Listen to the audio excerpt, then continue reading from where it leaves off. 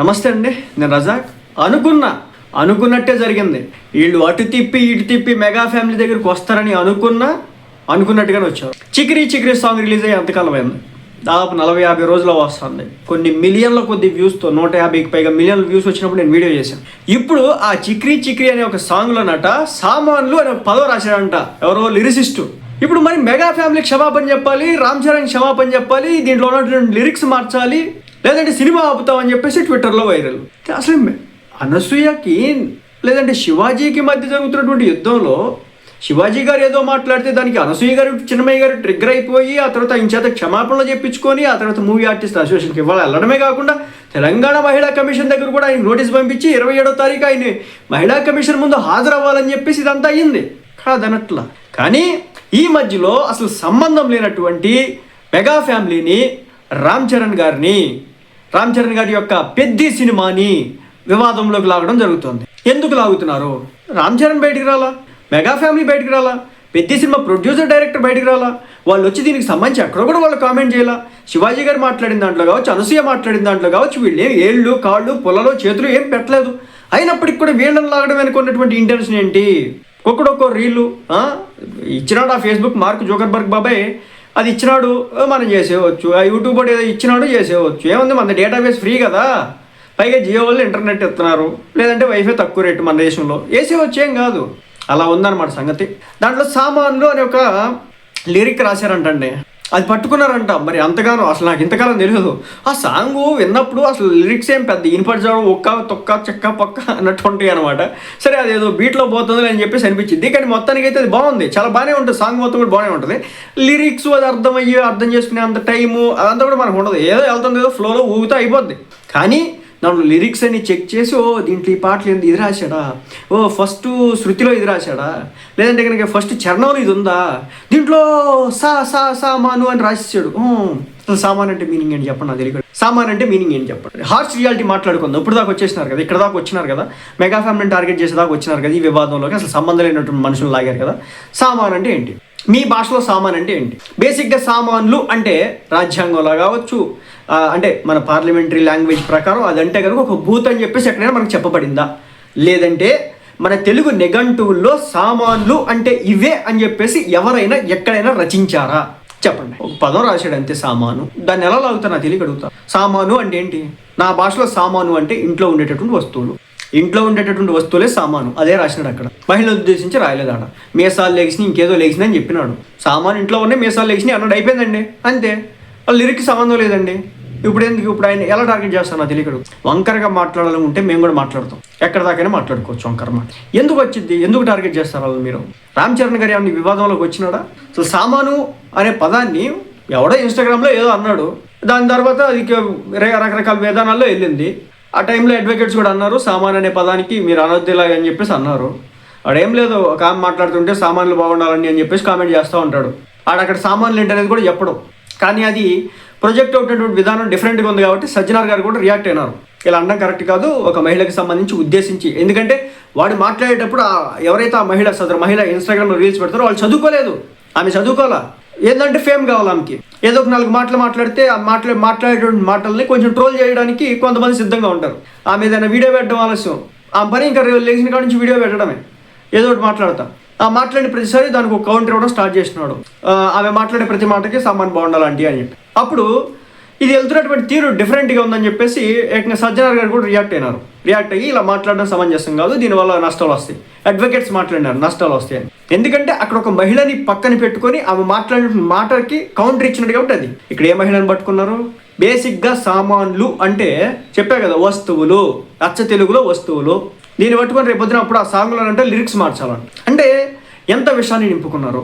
శివాజీ గారి మీద ఉన్నటువంటి అక్కసు దాన్ని ఒక పొలిటికల్ పార్టీకి సంబంధించినటువంటి కొంతమంది వ్యక్తులు ఫేక్ ఐడీలతో రకరకాలుగా సోషల్ మీడియాలో తిప్పడం జరుగుతుంది. ఒక పొలిటికల్ పార్టీకి సంబంధించి. ఎందుకంటే మీరు చూస్తే కనుక శివాజీ గారు మాట్లాడినటువంటి మాటల్ని వాటిని వక్రీకరించి ఇష్టారాజ్యంగా వాళ్ళ యొక్క సోషల్ మీడియా విభాగాలు తిప్పుకోవడం అయితే జరుగుతుంది. ఎందుకంటే ఒకప్పుడు ఆయన టీడీపీ పార్టీకి సపోర్ట్గా నిలబడ్డాడు.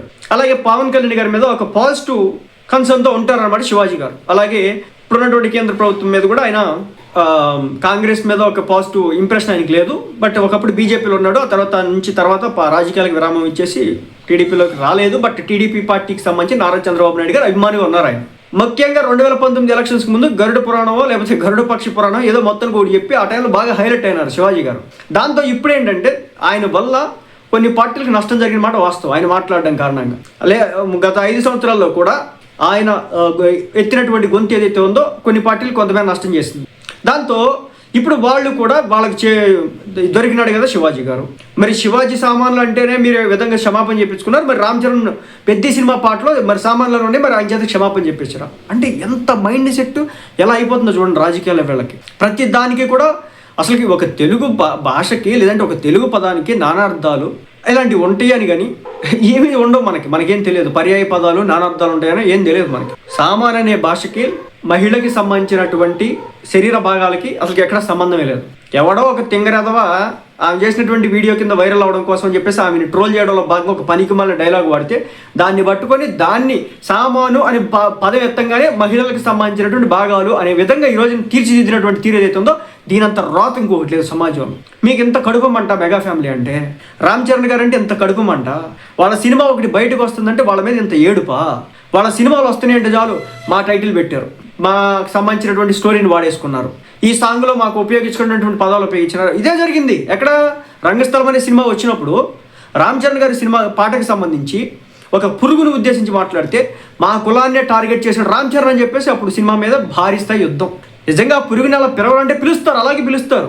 అక్కడ మహిళలను ఉద్దేశించి పెట్టలేదు పేరు, ఒక పురుగును ఉద్దేశించి పెడితే కూడా దాని మీద కూడా తీవ్ర స్థాయిలో రాజకీయాలు చేస్తే దాని మీద కూడా యుద్ధాలు చేస్తే దాని మీద కూడా రోడ్డు ఎక్కితే ఓరినైనా మీతో నాకు ఎందుకు తలపోటు అని చెప్పేసి ఆ సాంగ్లో ఉన్నటువంటి ఏదైతే ఆ లిరిక్ ఉందో దాన్ని తీయించేసినాడు. రామ్ చరణ్ ఏమి కావాలని చెప్పేసి లిరిసిస్ట్ ముందు కూర్చొని రాయయ్య అని చెప్పడో డైరెక్టర్ చెప్తాడు. ఒక డైరెక్టరు ఒక సినిమా తీసేటప్పుడు ఎవరైతే లిరిసిస్ట్ ఉన్నాడో ఈ కాంటెక్స్ట్ ఇలా ఉంటుంది, దీనికి సంబంధించి నువ్వు పాట రాయి అంటే ఆ కాంటెక్స్ట్కి తగ్గట్టుగా ఆయన పాట రాస్తాడు. అది జరిగేది అక్కడ. ఏదో రామ్ చరణ్ ఏదో ఆడ కూర్చోబెట్టి డైరెక్టర్కి నువ్వు ఎలా డైరెక్ట్ చేయాలి, దీంట్లో ఈ పదాలే వాడాలి, ఇదే చెయ్యాలి అనేది రామ్ చరణ్ ఎక్కడ చెప్పడు. అంటే మనం రామ్ చరణ్ సాఫ్ట్ టార్గెట్ కదా. ఎవడో ఒక లిరిసిస్ట్ని అతని పేరు ఎత్తాలంటే అతను ఎవడో సమాజానికి తెలియకపోవచ్చు కదా. అదే రామ్ చరణ్ టార్గెట్ చేస్తే అందరికీ మనం కూడా తెలుస్తాం కదా.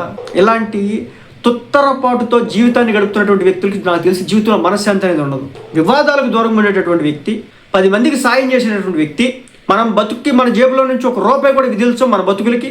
చివరాఖరికి ఆ రోజుల్లో అనన్య నాగల్లి గారు కూడా మన విజయవాడ ఫ్లడ్స్ వస్తే ఆమె కూడా ₹1,00,000 ఇచ్చినట్టున్నారు ఆంధ్ర రాష్ట్రం. సంపూర్ణేష్ బాబు ఇచ్చినారు. ఇలాంటి వాళ్ళు ఎక్కడ కూడా వివాదాల్లో కనిపించడం నేను చూడలేదండి. కానీ పిల్లికి భిక్షం పెట్టినటువంటి వ్యక్తులు మాత్రం ఇది ఇలాంటి పనికిమాలిన విషయాల్లో వచ్చి చిరంజీవి గారు ₹1,00,000 ఇచ్చినావు. మరి ₹1,00,000 ఇచ్చిన రోజు మాట్లాడలేదే చిరంజీవి, నువ్వు ₹1,00,000 ఇచ్చినావు కదా. ఈరోజు పెద్ద సినిమాకి సంబంధించి ఒక చిన్న లిరిక్లో ఏదో ఆపాదించుకొని ఒక పదాన్ని మీరు ఉద్దేశించుకొని ఈరోజు మీరు ఇంతలా టార్గెట్ చేస్తున్నారు కదా ఆ ఫ్యామిలీని, ఆ కుటుంబాన్ని. మరి ఆయన ₹1,00,000 ఇచ్చినప్పుడు చిరంజీవి గారు హ్యాట్స్ ఆఫ్ సార్, మీరు ₹1,00,000 ఇచ్చినారు సార్, ఆంధ్రాకి తెలంగాణ ₹1,00,000 ఇచ్చినారు, అసలు మీలాంటి వ్యక్తులు ఈ సమాజంలో లేరు సార్ అని మనం గౌరవంగా గొప్పగా చెప్పాలిగా. ఆ రోజు ఒక పోస్ట్ పెట్టాలి, మనం పెట్టమన్నమాట ఆ రోజు. ఎందుకంటే చిరంజీవి నాకు ఇష్టం ఉండదు, నీ ఇష్టం లేకపోతే ఇష్టం లేని బతుకు కాదంటలేదు. నీ జీవితంలోకి ఏమైనా చిరంజీవి వచ్చినాడా? అసలు ఈరోజు శివాజీ గారి ఇష్యూ కను అనసూయ గారి ఇష్యూకి రామ్ చరణ్ పెద్ద సినిమాకి ఏమైనా సంబంధం ఉందా? వాళ్ళు ఏమైనా కావాలని ట్రిగ్గర్ చేసినారా? ఈ రోజున మీరు చూడండి, సినిమా సాంగ్ రిలీజ్ అయ్యి దాదాపు నెల దాటితే 150 కోట్ల వ్యూస్ వస్తే 150 మిలియన్ వ్యూస్ వస్తే ఈ రోజున బయటకు వచ్చి ఈ 40-50 రోజుల తర్వాత బయటకు వచ్చి ఈ రోజున అడుగుతున్నారు దీంట్లో ఈ లిరిక్లో ఇది సామాన్ అనేది ఉంది అని చెప్పి రామ్ చరణ్ చేత క్షమాపణ చెప్పించాలట. క్షమాపణ చెప్పాలి రామ్ చరణ్. మీకు రామ్ చరణ్ రాసినాడా పాటని? రామ్ చరణ్ పాడినాడా సాంగ్ని? లేదంటే రామ్ చరణ్ డైరెక్ట్ చేసినాడా? దానికి పాడినోడు ఒకడో, రాసినోడు ఒకడో, మ్యూజిక్ కొట్టినోడు ఒకడో, డైరెక్ట్ చేసినోడు ఒకడో, డ్యాన్స్ వేసినోడు ఒకడో, వీళ్ళందరూ పోయినారు. రామ్ చరణ్ వచ్చేసినాడు. వాళ్ళందరిలాగానే రామ్ చరణ్ కూడా ఆ సినిమాలో ఒక యాక్టరు. ఒకడేమో మ్యూజిక్ కొట్టినాడు, ఒకటేమో ప్రొడ్యూస్ చేసినాడు, ఒక డైరెక్ట్ చేసినాడు. అలాగే రామ్ చరణ్ యాక్ట్ చేసినాడు. వీళ్ళందరిని వదిలేసి రామ్ చరణ్ మీద పడ్డాం మనం. చిరంజీవి సినిమాలు అంటే ఖాళీ, మెగా ఫ్యామిలీ అంటే ఖాళీ మనకి. అలా ఉందన్నమాట సమాజం. ఇంత దిక్కుమాలిన వరస్ట్ సమాజంలో మనం బతుకుతున్నాం. మళ్ళీ చెప్తున్నాం, మీలో ఎవరైనా సరే సామాను అంటే ఇదే అని చెప్పేసి చెప్పేవాళ్ళు బయటకు రండి. ఒక ఏదో పనికిమాలిన ఏదో ఇన్స్టాగ్రామ్లో ఒక దిక్కుమాలిన రీల్ చేస్తే దాన్ని ఇదే నిఘంటువులో ఉన్నటువంటి పదానికి ఇదే ఎగ్జాక్ట్ సమాధానం అంటే దీనికంటే లత్తుకొడతాను ఇంకోటి ఉండదు. ఎందుకంటే సామాను అనే పదానికి ఒక అర్థం ఉంది. ఇంట్లో ఉండేటటువంటి వస్తువుల్ని సామాను, అవి తప్ప వేరే కాదు. అది వేరేది అనుకుంటే అప్పుడు నీ బుద్ధి వంకర అనుకోవాలి, అంతే తప్ప వాళ్ళ బుద్ధి వంకర కాదు. వాళ్ళ పాటలో వాళ్ళు ఇష్టం వచ్చింది రాసుకుంటారు. ఒక మహిళనే ఉన్న ఆమెకు సంబంధించినటువంటి అంగాంగ ప్రదర్శన ఏమైనా చేసినారా? చేసిన సినిమాలు చాలా ఉన్నాయి. ఒక రీల్ కూడా చూసినా అనమాట. ఏంటంటే మన శ్రీహరి గారును అలాగే మన ఎంఎస్ నారాయణ గారు ఏదో చిత్రగుప్తుడను యముడు పాత్ర వేసుకొని వస్తే ఆ సినిమాలో ఒక మహిళ వెస్టర్న్ కంట్రీస్కి సంబంధించిన మహిళ బీచ్లో బికినీ వేసుకుని కూర్చుంటుంది. చిత్రగుప్తుడు ఎంఎస్ నారాయణ గారు వచ్చేసి ఆమెకు బట్టేది ఇస్తే ఆమె మొహాన్ని కొట్టిద్ది అనమాట. ఇలాంటి సమాజంలో బట్టలు ఇవ్వడం కూడా పాపం అయిపోయిందని చెప్పేసి శ్రీహరి గారు యముడికి చెప్తారనమాట. అలా ఉంటుంది మన సమాజం. మెగా ఫ్యామిలీ మీద మీరు ఎట్లాగే ఏడవాలా వాళ్ళు అట్లాగే ఎదుగుతారు. దాంట్లో ఎలాంటి మొహం అయితే